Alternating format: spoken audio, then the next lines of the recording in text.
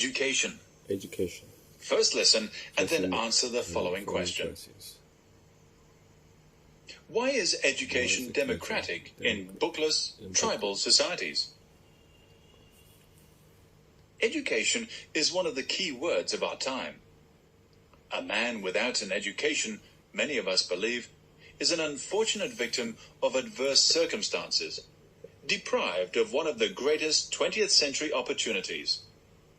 Convinced of the importance of education, modern states invest in institutions of learning to get back interest in the form of a large group of enlightened young men and women who are potential leaders.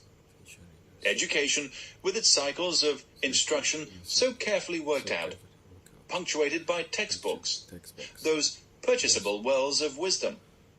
What would civilization be like without its benefits?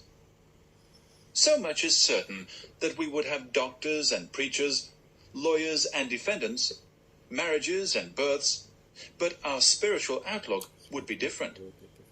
We would lay less stress on facts and figures, and more on a good memory, on applied psychology, and on the capacity of a man to get along with his fellow citizens.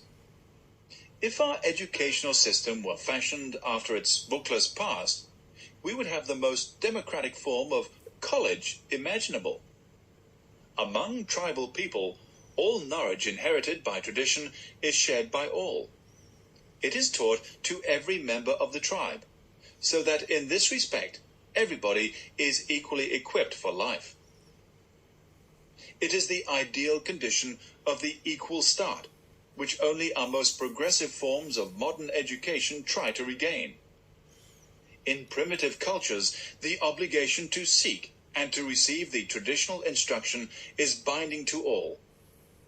There are no illiterates, if the term can be applied to peoples without a script. While our own compulsory school attendance became law in Germany in 1642, in France in 1806, and in England in 1876, and is still non-existent in a number of civilized nations.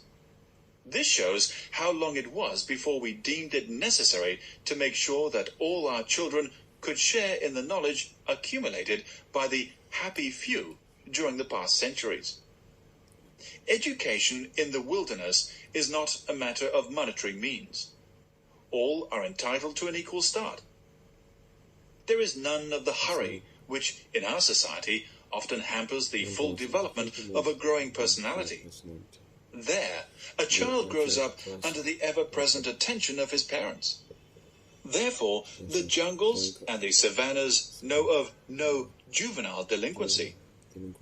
No necessity of making a living away from home results in neglect of children, and no father is confronted with his inability to buy an education for his child.